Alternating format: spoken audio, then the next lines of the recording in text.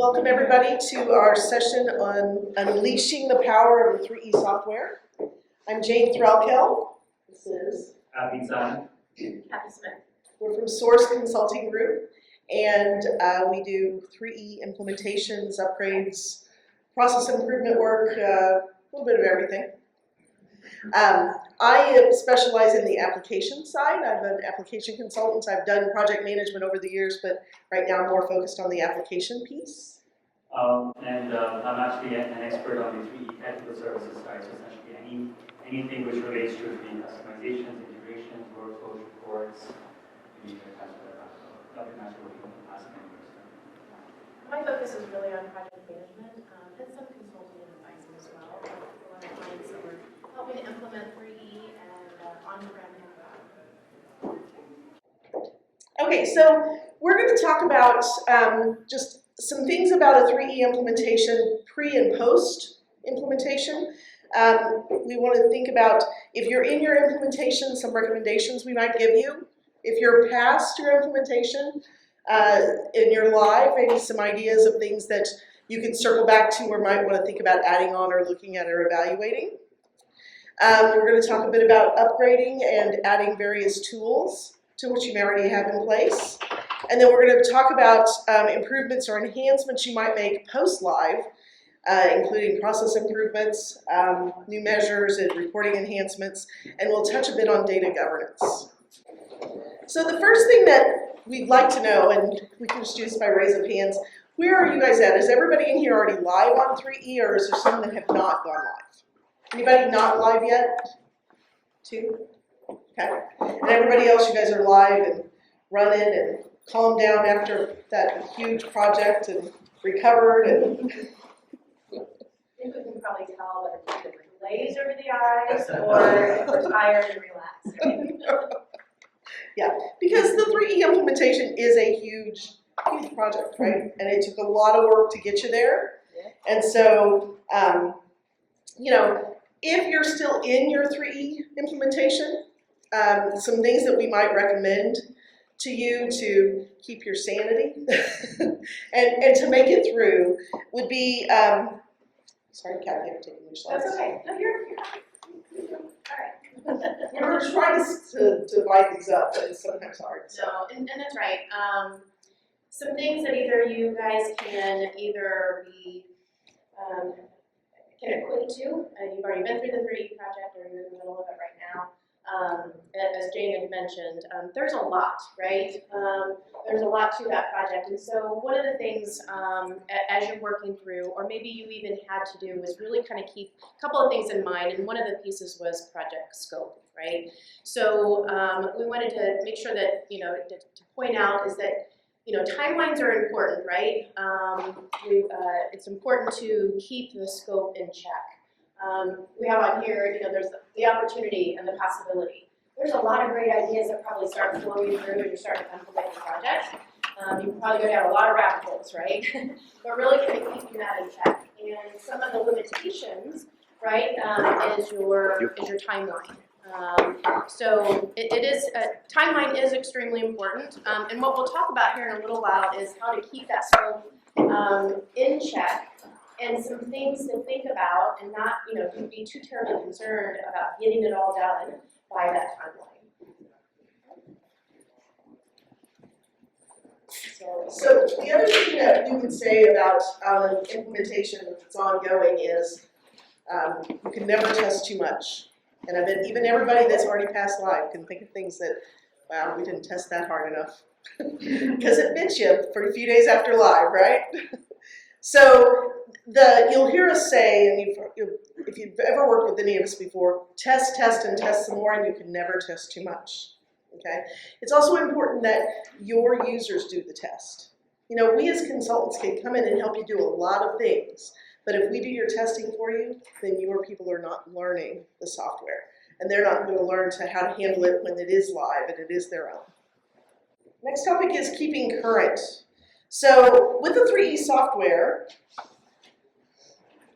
it's really important, and you've probably heard this a lot of times this last couple of days, it's important to stay pretty current on the version. Okay. Thomson Reuters' agreement with you probably says that they'll support you back. I think it's 2 major versions. And anybody in here still on 2.8? Yeah. Any 2.7s? No 2.7s? Okay, well maybe we've got them all off 2.7 already. But, you know, there's a lot of new features that come out in every release. And not only do you want to think about staying current on your 3E software, you want to make sure that you're staying current on your UI releases, okay? Those take testing too. Don't think that they're just an automatic apply and be done, because they can break things. Somebody's nodding back there. Somebody's experienced it. But you also want to think about upgrading the other parts of your system. Your security guys will tell you you have to make sure you do your software patches so that the security patches are all up to date, right? But you want to make sure that your operating system doesn't get back too far, that your SQL version isn't too old, that your other sideline software pieces like your reporting tools are not getting behind times on the versions. The further you get behind on the version, the harder it becomes to upgrade.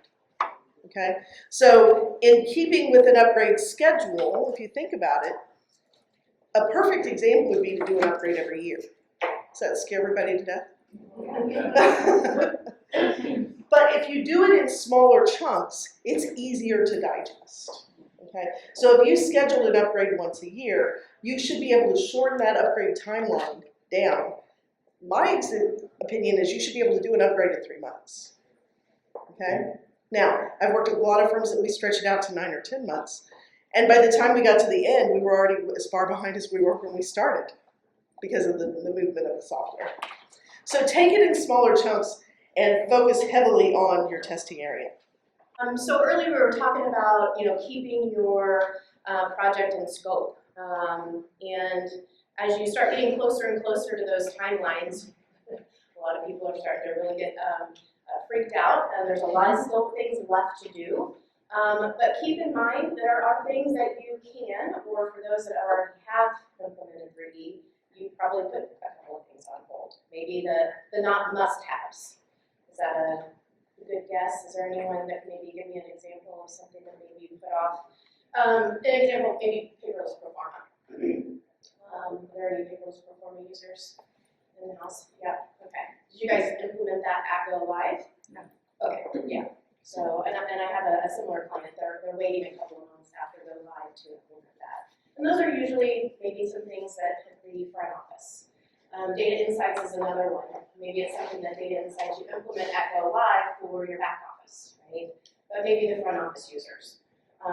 You want to maybe give it some time, let it soak through, make sure things are working before you then open it up to your front office. Okay. So those are the kinds of things that maybe you say, okay, these are not must-haves that we have to have at Go Live. And in order for us to meet those deadlines, still stay sane, and still have a successful implementation, those are some things that maybe you put on hold, right? So recommendation, and I realize I have not been talking too much into this microphone, sorry. You know, those are things that you can think of that those are not must-haves. We kind of put them on, I wouldn't say the back burner, but we'll put them on hold. But after you go live, recommendation, let's give your project team some time, right? Time to recover. As you guys know, you're fully engaged in this project. There's a lot of things that they've been working on. There's probably some burnout, right? So it's recommended to kind of give them some time, give it a little bit of a breather, and then circle back around on those things, right? So often those, maybe what we call sub-projects, as we've mentioned on here, they can be completed maybe even with a smaller team. It doesn't take your entire project team. It can be a smaller team, and maybe even the time frame in which you roll that out can be much smaller as well. So take it in chunks, I guess. Take it in steps, and it's okay, and it's very common. It's not going to be 100% right off the bat, so make what you have to have as good as you can, and let these other things, you know, come into afterwards. Those are improvements that you can make. Some additions, some enhancements, and things of that nature. Okay. And then just you know, those things certainly can be, you know, that you hold can certainly continue to be big wins. And I think too, as part of the project, it's not necessarily that these things that you put on hold have to be seen as a negative, right? It's still the entire project, and maybe how you communicate it. Maybe initially, and this is just coming from experience with one of my current clients, is that it's probably best that we maybe hold off on paperless for a couple of months. Again, you're going to need your finance folks to really be digging in and knowing that they're going to have a lot of questions. So let's hold off. But it doesn't necessarily mean that that's a negative thing because you didn't do it at go live. So communication around the entire project and knowing that those enhancements can come over time. So that gives us a good lead-in for improvements or enhancements. And so one of the things that I'm sure you guys are all at the forefront of is process improvement. It's probably a lot of the reason why you chose 3E, and its functionality and the things that it can help you with. So it should probably really be at the top of everyone's mind for key managers, and they can either be large improvements, small improvements. So again, these might be things that you put on hold. It's not a must-have. Some of the examples that we just kind of listed here is maybe some refresher training. Maybe there's a process, on the application side. Have some refresher training. Either some things that maybe aren't working as smoothly as you thought they should, or that or there's obviously advanced features, right? Particularly on the billing side. Maybe you want to start implementing build on account and some of those advanced features and so forth. So think about it from a refresh training standpoint after a while. New tools or software. Leveraging some automation, right? Exchanging a very manual process to more of an automated process. Things such as workflows, things of that nature, right? And then I'll have Jane talk about this a little bit more on process review.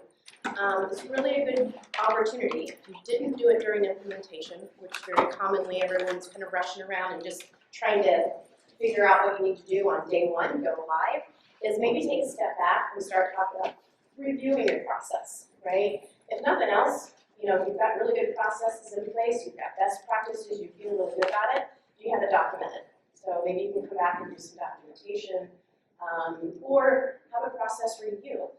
We do that a lot for firms, looking at the various processes, regardless of functionality or across the board, right? And doing that documentation and making some recommendations along the way as well.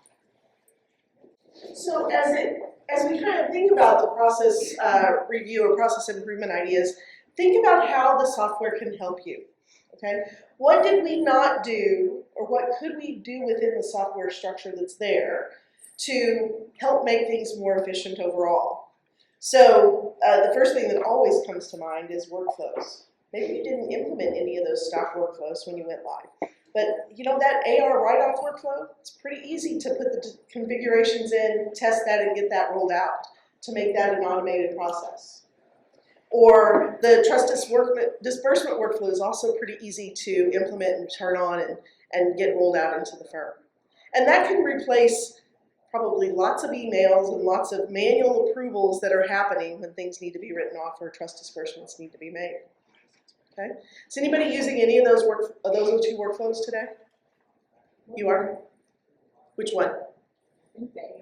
The AR, yeah. I probably knew that answer. Yeah, the AR ones are really, it's a quick win. Everybody does write-offs. You gotta have somebody to approve that stuff. Let's let them approve it in the system, okay? Some others that I kind of put on this list are a little more creative, and they're things that we've helped firms build or that I've seen firms build before that can be easy wins as well. If we think about our AP check run process, especially if you're doing ACH payments. Everybody doing ACH payments more than checks these days? Yeah, that's where the world's going, okay? A lot of firms tell me, I want my clerk to run the list, and then I want the manager to approve how much is being distributed, okay? Let's put that into a workflow. That's a simple addition to an inherent process. We add a workflow behind it, and then we route it electronically for that approval. We can go back to the clerk to click the button and send the file to the bank. Okay? Annual rate review.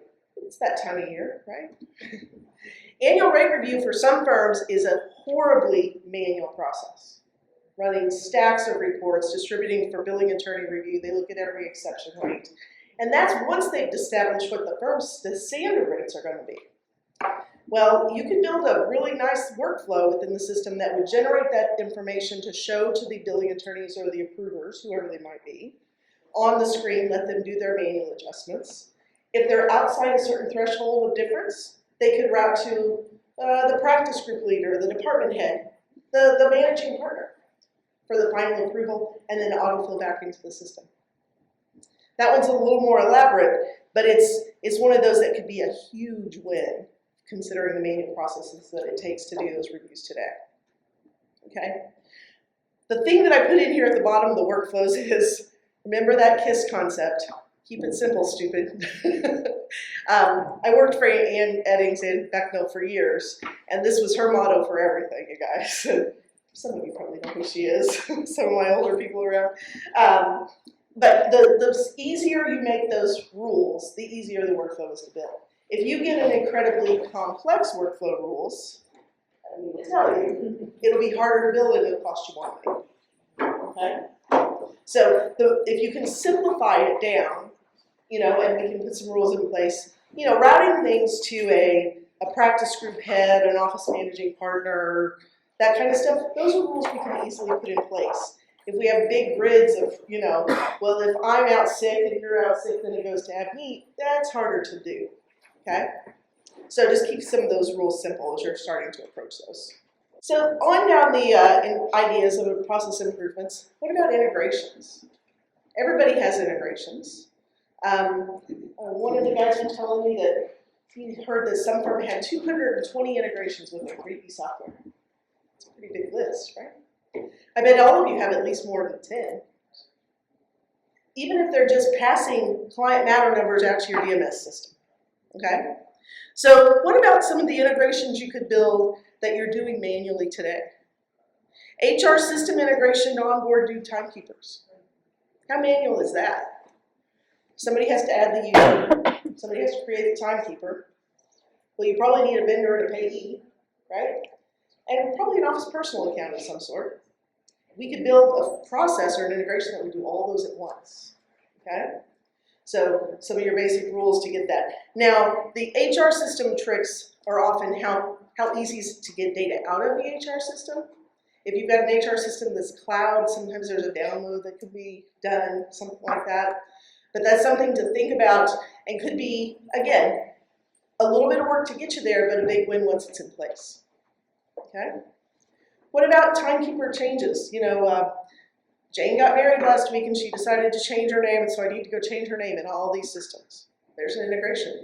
That could trigger from your HR system into your billing system. Okay? What about lockbox loads? Who's doing lockbox loads today?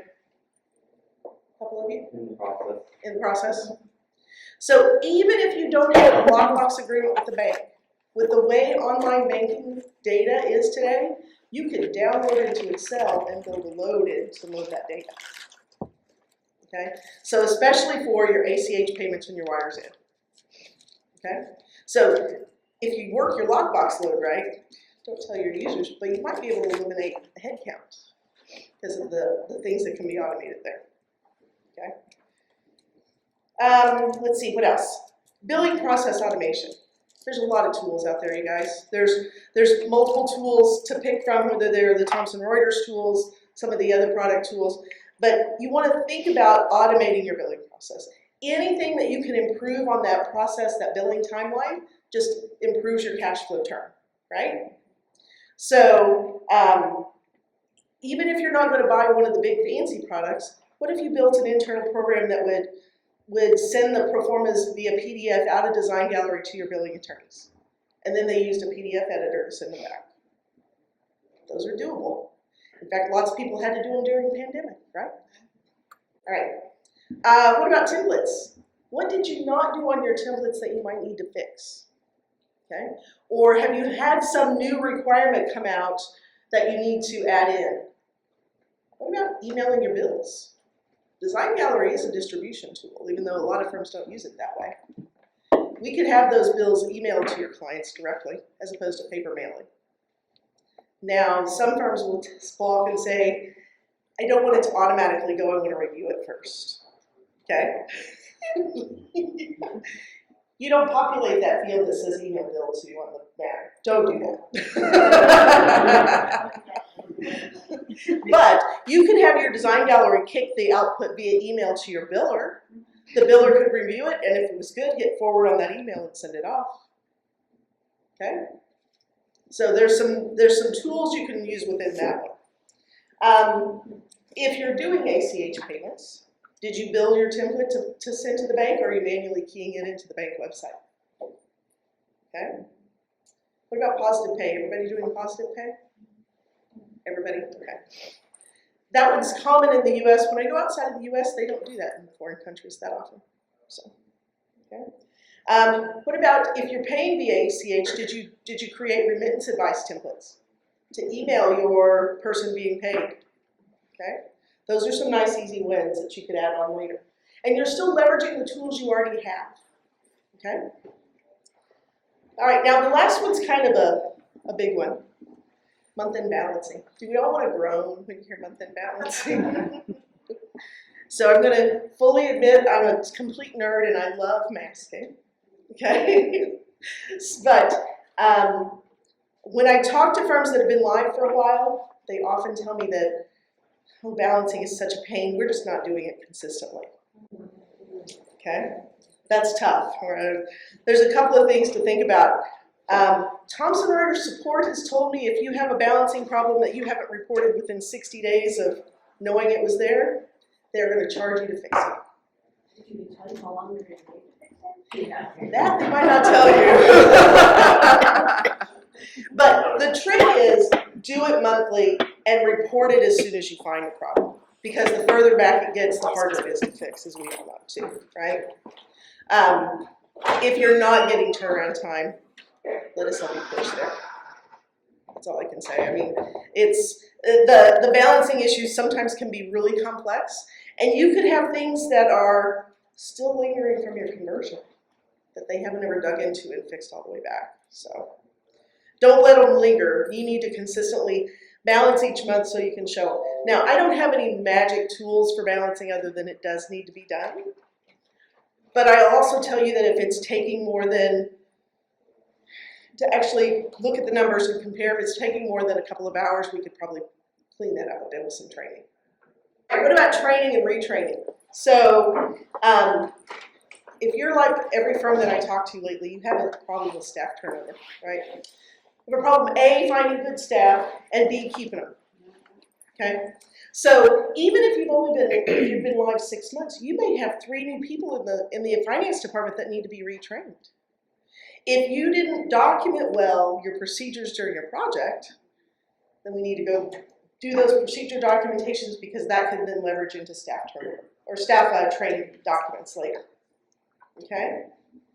Are there areas of the software that the firm never really got comfortable with? Or things that you put off? You know, we talked about flat fee billing, but we were kind of leery of it, so we didn't ever start doing it. So we're doing it manually still. There's really good functionality out there for some of these advanced software processes like flat fee functionality. That maybe it's time to, after the dust has settled, circle back and say, okay, we've talked about flat fee, you guys did a few setups, let's test it a little bit more, let's try to ease that in. Because it will help your efficiencies overall if you're leveraging those tools. Bill on account's another one. Lots of people are afraid of BOAs. It really shouldn't be. It reports a little bit differently, you gotta get used to it. But it is, lots of you have quote, retainer agreements that a client's gonna pay you X dollars a month no matter what, right?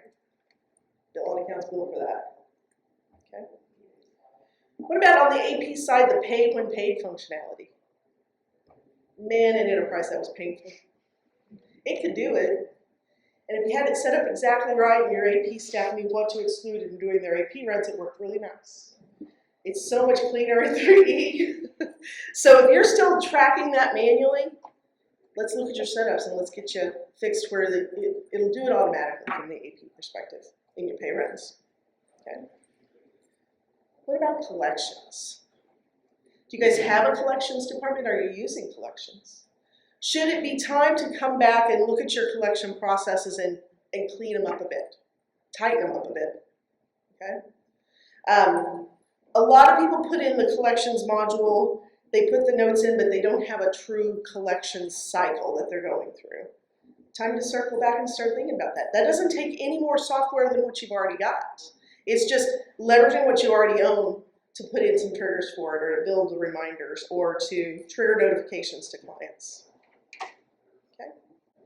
So all of the stuff that like we're actually discussing here is essentially saying, how do you enhance what you have today, right? So like in terms of, since you've already been live in 3E, how can you make it more powerful for you? What other tools you can add to it as well as what you have actually, at the time of essentially going live, what have you put on hold that now you can come back to and say, this is actually have this implemented. So obviously there's actually 3E data insights, right? So like there are numerous other reporting solutions out there as well, where because 3E is a large database, so you can actually slice and dice your entire data set any way you want to. But now what if you try to now add that data set to additional data sets? Like for instance, like your entire litigation support or contract or even actually contract data. So now when you tie in all those pieces, now how you can make your data work for you are some of the questions that like firms have been asking themselves. That let's just make more use of what we have today.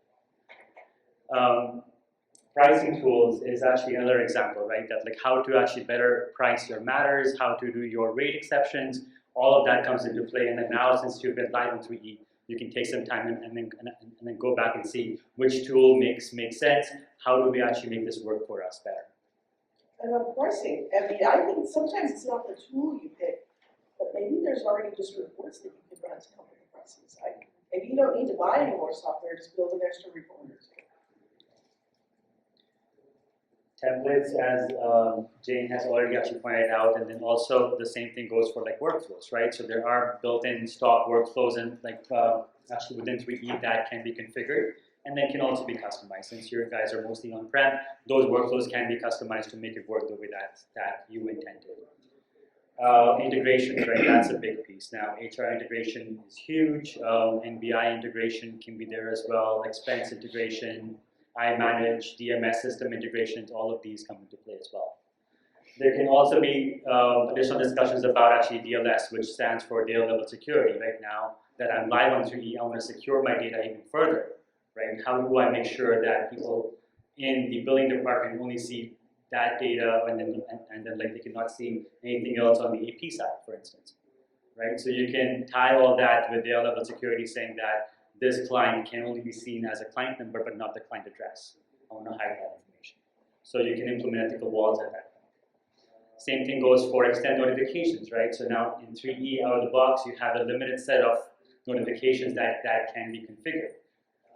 What happens if you want to have more of them, right? So you can either create custom ones within 3E, or you can create SSRS reports and have those distributed as your notifications or as your reporting solution to basically distribute and then display the same amount of data on an external website as well, right? So that's possible too. From a reporting perspective, right? So you can also take a look at what additional KPIs can we add to our reports to make it more beneficial for our end users. So like attorneys, right? How do I take a look to see how long is it taking to bill, right? How long is it taking to collect? What is the overall biller throughput? So so all of these different KPIs help us to analyze our data set more, because 3E is tracking all of this historically, right? Essentially, every click you do in 3E, it actually keeps a track of that. So when the time card has been worked, when it goes on to a performa, how long is it actually staying there? What edits were made on that time card, write down, write up at that point, any additional adjustments, all of those are being tracked in 3E. You can report on all of that. You can see the history of what's been happening to that time card until it's been built, until it's been collected at that point. If there was any AR write-off as well, you can report on all of that information.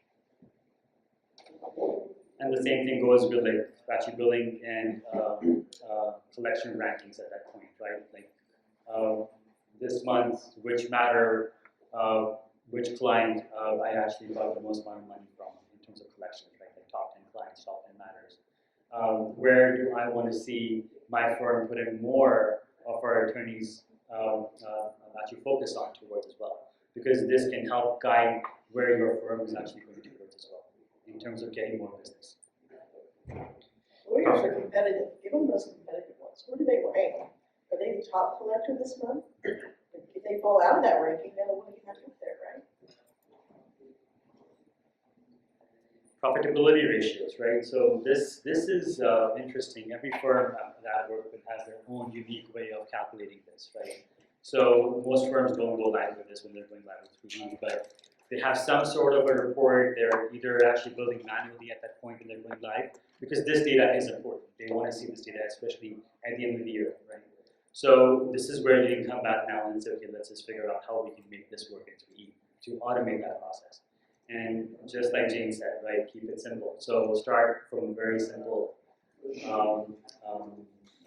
calculation, right? So you start from there saying, let's just see, you know, how this goes. How do we actually analyze our overall time and costs into the overall profitability calculation, and then you go from there. Essentially, what all of this is saying is that now that you've been live for some time, you have learned how to work in 3E for some time. Going live is the hardest part, obviously. That's the longest part of the project. And you've gone through ups and downs, and now you have learned how to use 3E. So now you can make it better from a different perspective. All right, data governance. I don't know if I'm the best person to talk about this, but yeah. So data governance is it's kind of a hot phrase. It seems to be a trending topic lately. And you know, the reality is you've all had data governance in place forever. It's just you've not necessarily called it that. You've always had security around who could add matters, who could change matter names, who could add new clients, who could change client names, that kind of thing. Data governance is really stepping back and figuring out who the true owner of certain pieces of data belongs to, okay? So if we have a new business intake team and a finance team, who owns client data? That's when we start with on the discussion. Who owns that client data? So if we understand who owns it, then that helps us decide who should have access to change it, right? The setting up of those changes within the security model, you guys have probably already put something in, but isn't it doing exactly what you want it to do? Is it too wide open or is it too restrictive right now? Should we come back and think about making adjustments there to match the way we want our data governance to work? Okay. You also want to think about your integration points when it comes to data governance. You know, we all said we've got integrations in and out of 3E all the time. You want to make sure that data is consistent from system to system. Again, I'm going to stick with this client idea. The client number and the client name shouldn't vary from system to system, right? So if Thomson Reuters changed their, let's see, what did it start out as? Elite at Thomson Reuters Business, then Thomson Reuters Elite, and now it's just straight Thomson Reuters. So as you change that through your systems, you need to make sure that all of your other subsystems are getting updated as well. Let's make sure we're staying consistent item to item. And where is the primary spot? Which one is the system of record for that client name? Is it your intake system? Is it 3E? Is it your DMS? I don't know. You guys as a firm have to decide which one is the true system of record, where the spot is that should be the true owner. And then if you want to take that a bit further, you can think about building a central data warehouse that held that kind of data that's being passed from system to system. Client data, matter data, timekeeper data, that kind of thing. Not transactional, we're really talking the master files kind of stuff here. And if you have that one central data warehouse, then all the integrations can go in and out of that, and it makes your 3E system have less integration points, i.e. less points of failure, for your finance system itself. Okay? That also would let you maintain that ownership rule a little bit easier. Okay? So maybe nobody changes client names in 3E. That all has to come from the master data warehouse and be pushed in, for example. Okay? When we go down the data governance path and we start looking at data, you'll often find that you've got cleanup to do. Everybody think their data is perfectly clean today? Probably not, right? Even if it's something as simple as, did we put the country field or the country of the address in the country field, or did we put it up in the lines of the address? That's data cleanup. And some of that you probably did when you moved to 3E, but it can easily become corrupt again and need somebody monitoring at times and making sure it's staying clean. Okay? Those are all things you can do with tools you already own to expand how much you're using the software or things you're doing. Make your processes more automated and streamlined. Okay? Yeah, so it's always good to know where your source of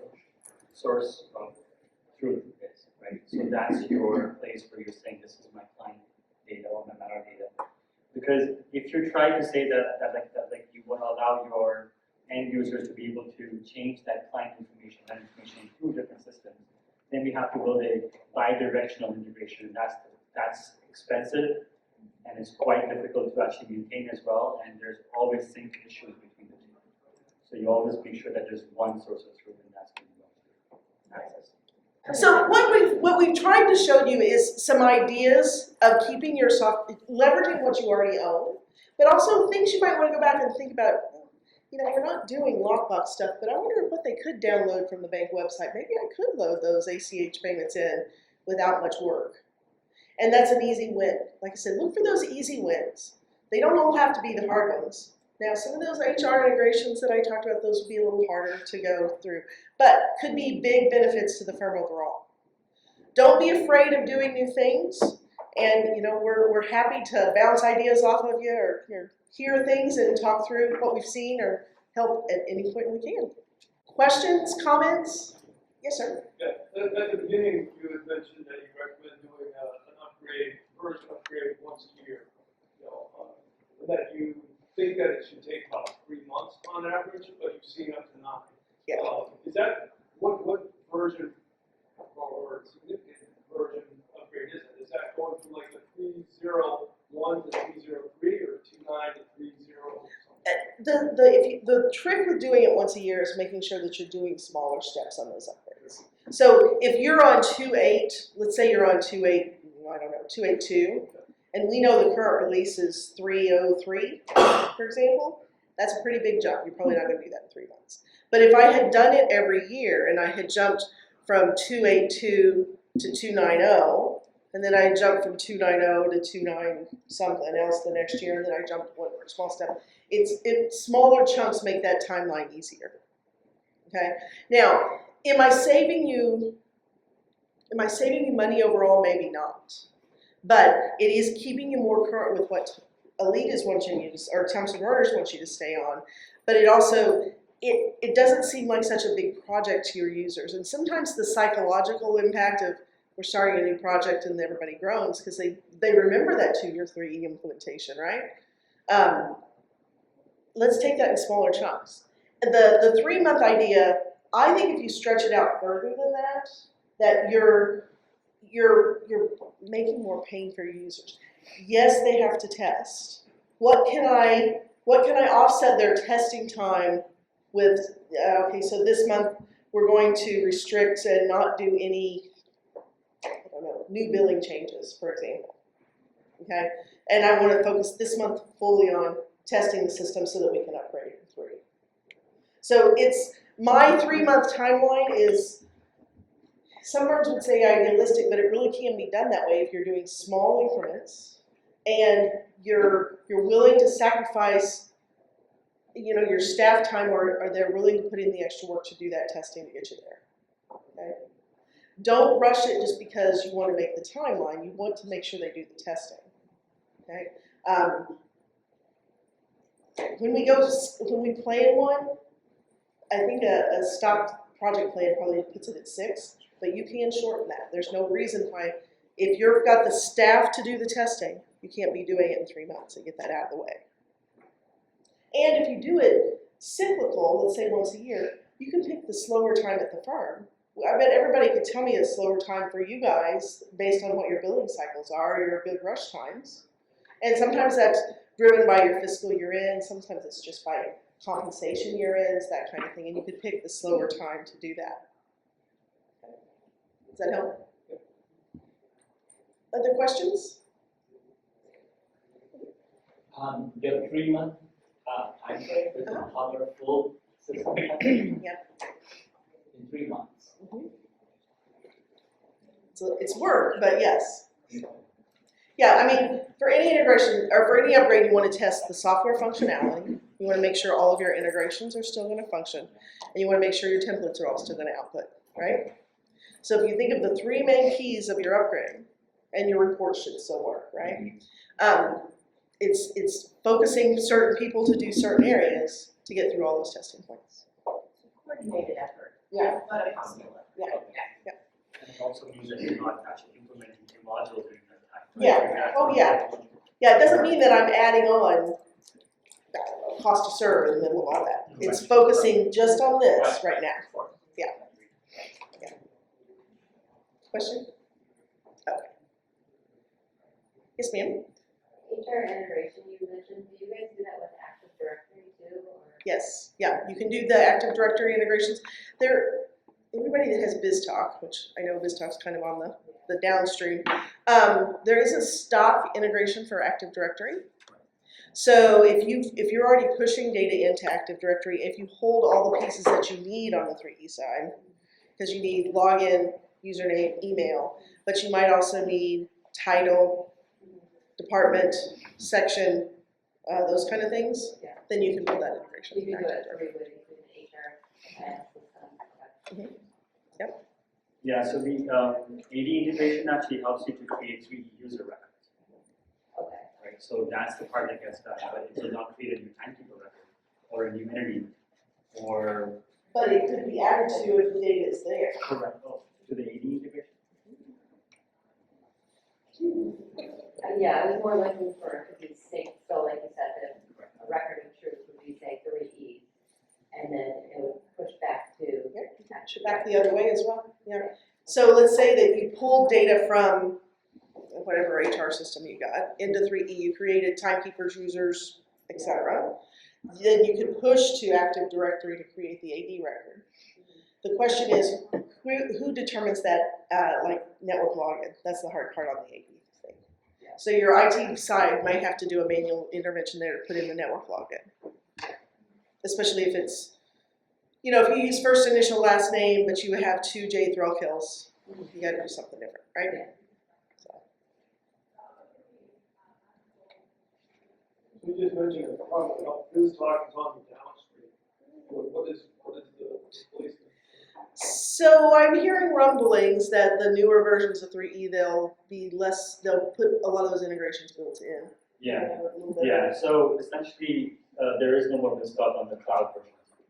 It's still called as ESB, and they'll likely actually change that name to like ETL. So they've actually pre-built the exact same interface that we use for BizTalk, for instance, for the cloud. So the interface on the 3E side is not changing. So you will still have to actually you still have those same generic loads. And you can load the same text files, Excel files, all from a generic load, exact same interface that is currently in place. It's just that the back-end architecture is changing to not use BizTalk and to use ETL tools in that. Which I think eliminates a separate server, doesn't it? No, it doesn't. It does not, it have to have a separate integration server Yeah. at that point, instead of this talk server. Yeah. So Sorry, I may have asked you the same question there. Sorry. I was just like, did you say ETL? ETL, yeah, which means extract, transform, load.